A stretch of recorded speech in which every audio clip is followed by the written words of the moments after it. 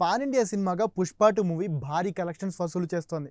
First డేనే 294 కోట్లు collections వసూలు చేసి రికార్డ్స్ బ్రేక్ చేసింది.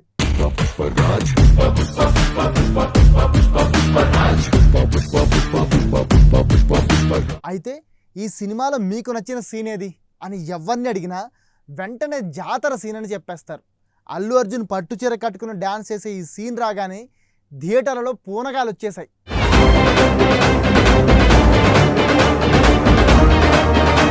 కానీ మీకు విషయం తెలుసా, ఇదేదో సినిమా కోసం సెట్ చేసిన జాతర కాదు. అలాగే ఈ గెటప్ ఏదో అల్లు అర్జున్ కోసం రెడీ చేసిన గెటప్ అంతకంటే కాదు. ఈ జాతరకి ఎన్నో వందలేళ్ల చరిత్ర ఉంది. ఈ జాతరలో నిజంగానే చాలామంది మగవాళ్ళు ఆడవాళ్ళలా చీరలు ధరించి డ్యాన్స్ చేస్తారు. అయితే అసలు ఏంటి జాతర, దీని హిస్టరీ ఏంటి, అసలు మగవాళ్ళు ఆడవాళ్ళలా చీర కట్టుకోవడం వెనుకున్న సీక్రెట్ ఏంటి?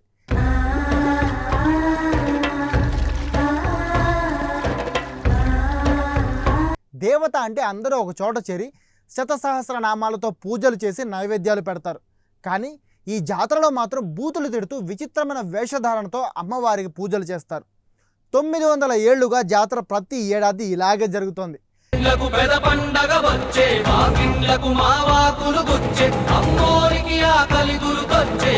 తిరుపతి గ్రామ దేవతగా తాతయ్యకుంట గంగమ్మ తల్లిని కొలుస్తూ ఈ జాతర జరిపిస్తారు.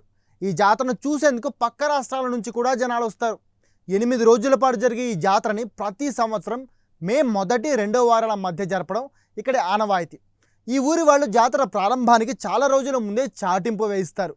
ఎందుకంటే ఈ జాతరకు ఊరి వాళ్ళంతా ఎక్కడున్నా ఖచ్చితంగా ఊరికి రావాలని రూల్ ఉంది. జాతర జరిగే 8 రోజులు ఊరి వాళ్ళు బయటకు వెళ్ళకూడదు. జాతర మొదలైన రోజు నుంచి ముగిసే రోజు వరకు జనాలు ఒక్కొక్క రోజు ఒక్కొక్క వేషధారణతో తిరుగుతూ అమ్మవారిని దర్శించుకుంటారు. ఆడవాళ్ళు మగవాళ్ళ వేషాల్లో, మగాళ్ళు ఆడవాళ్ళ వేషాల్లో అమ్మవారి దగ్గరకు వస్తారు. పిల్లలకు కూడా పోతురాజు వేషాలు వేస్తారు.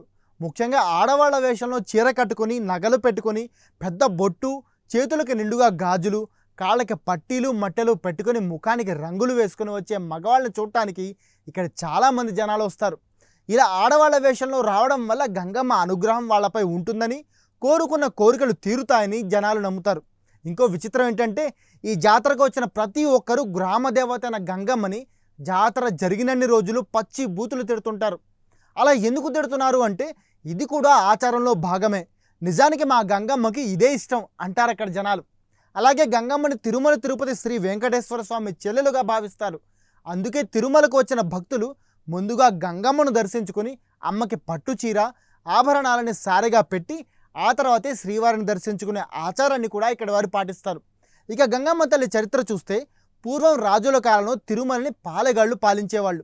ఆ పాలెగాళ్లలో ఒకడు జనాలని నానా హింసలు పెట్టేవాడు. నచ్చిన అమ్మాయిని ఎత్తుకెళ్ళి కోరిక తీర్చుకునేవాడు. ఇంకా దారుణం ఏంటంటే, రాజ్యంలో ఎవరు కొత్తగా పెళ్లి చేసుకున్నా మొదటగా ఆ అమ్మాయిని ఆ పాలెగాడు అనుభవించాకే భర్త దగ్గరికి పంపించేవాడు. వాడి దుర్మార్గాలను భరించలేక జనాలంతా దేవుడిని ప్రార్థించడంతో తిరుమలకి దగ్గరలోని అవిలాల అనే గ్రామంలో కైకాల వంశంలో అమ్మవారి అంశతో గంగమ్మ అనే అమ్మాయి పుట్టింది. వాళ్ళు మొత్తం 7 సంతానం. అందరినీ ఈ గంగమ్మనే చూసుకునేది. గంగమ్మ పెద్దదైన తర్వాత పాలెగాడి కన్ను ఆమెపై పడింది. ఎలాగైనా గంగమ్మని అనుభవించాలని ఓ రోజు ఎవ్వరు లేని సమయంలో ఆమెని బలాత్కరించడానికి ప్రయత్నించాడట. అప్పుడు గంగమ్మ వాడికి తన విశ్వరూపం చూపించి చంపేయబోయింది. కానీ ఆమె నుంచి తప్పించుకుని భయంతో పారిపోయి దాక్కున్నాడట పాలెగాడు. కానీ వాడిని అంతం చేయాలనే కోపంతో గంగమ్మ రోజుకొక వేషం మారుస్తూ వీధుల్లో బూతులు తిట్టుకుంటూ తిరిగేదట.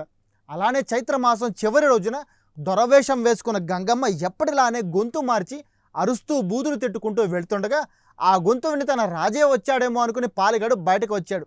అప్పుడు గంగమ్మ ఆ పాలెగాడిని చంపేస్తుంది. అప్పటి నుంచి గంగమ్మని గ్రామ ప్రజలంతా దేవతగా పూజిస్తూ పాలెగాడి లాంటి వాళ్ళ నుంచి గ్రామ ప్రజలందరినీ కాపాడాలని పూజిస్తుంటారు. జాతర మొదలయ్యే ముందు రోజు అమ్మవారి విశ్వరూప స్తూపానికి అభిషేకం చేసి అలంకరిస్తారు. తరువాత గంగమ్మ పుట్టినరోజు అవిలాల గ్రామంలోని కైకాల కులపెద్దల నుంచి చీర, పసుపు కుంకుమలను తీసుకొచ్చి ఊరి పొలిమేరలో చల్లి జాతర మొదలైనప్పటి నుంచి 8 రోజుల వరకు ఎవ్వరూ పొలిమేర దాటకూడదని చాటింపు వేస్తారు. 8 రోజుల్లో మొదటి రోజు బైరాగి వేషం వేస్తారు. కామాన్ని జయించడానికి గుర్తుగా అమ్మవారు మొదటగా ఇదే వేషం వేసిందని ఇక్కడ జనాలు నమ్ముతారు. రెండవ రోజున మనిషి కష్టానికి నష్టాలకి కుంగిపోకుండా నిశ్చలంగా బలంగా ఉండాలని చెప్పడానికి గుర్తుగా బండ వేషం వేస్తారు.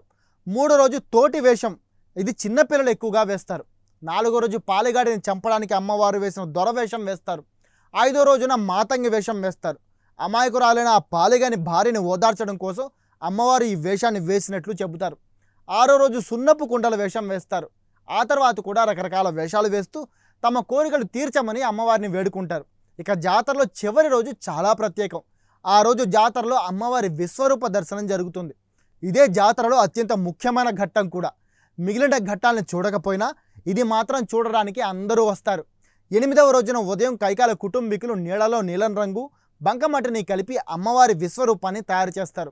ఆ విశ్వరూప విగ్రహానికే సాయంత్రం పూజలు చేస్తారు. గంగమ్మ వంశస్థులైన కైకాల వంశం వాళ్ళు చివరిగా పేరంటాల వేషంలో అమ్మవారిని దర్శించుకుంటారు. ఎర్రచీర కట్టుకొని నెత్తిన మల్లెపూలు పెట్టుకొని చేతిలో బుట్ట పట్టుకొని దానిలో అన్ని వస్తువులను పెట్టుకొని అమ్మవారిని చేరుకుని దర్శించుకుంటారు. అమ్మవారికి అభిషేకాలు చేసి రకరకాల పూలతో అలంకరిస్తారు. భక్తులు కొత్త బట్టలు కట్టుకొని చేతికి మెడలో పువ్వులు వేసుకొని వెదురుతో చేసిన వాయిద్యాలను వాయిస్తూ చిందులు వేస్తారు. పూజల తర్వాత అమ్మవారి రూపంలో ఉన్న ఆ బంకమట్టిని భక్తులందరూ తీసుకొని ఇంట్లో పంట పొలాల్లో చల్లుకుంటారు. ఈ మట్టి కోసం జనాలు ఎగబడతారు. ఆరోగ్యం బాగా లేకపోయినా ఈ మట్టి తింటే బాగవుతారని వాళ్ళ నమ్మకం. ఈ జాతరకు ఉన్న గొప్పతనం, భక్తుల నమ్మకాన్ని తెలుసుకున్న ఏపీ ప్రభుత్వం కూడా ఈ జాతరని రాష్ట్ర జాతరగా ప్రకటించింది. ఈ ఆచారాన్ని పుష్ప 2 సినిమాలో హీరో అల్లు అర్జున్ కూడా తన కోరిక తీర్చమని గంగమ్మని వేడుకుంటూ వేస్తాడు. అలాగే గంగమ్మ పాలిగాన్ని చంపినట్లే హీరో కూడా విలన్ని చంపేస్తాడు. సో ఇది గంగమ్మ కథ, అమ్మవారి జాతర వెనుకున్న చరిత్ర. మరి మీలో ఎంతమందికి ఈ జాతర గురించి ఇంతకు ముందే తెలుసు? అలాగే ఈ జాతరలో మీలో ఎవరైనా డైరెక్ట్గా పార్టిసిపేట్ చేశారా? కనీసం చూడటానికైనా వెళ్ళారా? కామెంట్ చేసి చెప్పండి. ఇక ఈ వీడియో మీకు నచ్చితే ఒక లైక్ చేసి మీ ఫ్రెండ్స్ అండ్ ఫ్యామిలీ కూడా షేర్ చేయండి. అలాగే ఇలాంటి ఎగ్జైటింగ్ అండ్ యూనిక్ కంటెంట్ కోసం మా దిశ టీవీ యూట్యూబ్ ఛానల్ని సబ్స్క్రైబ్ చేసుకోండి. Thank you.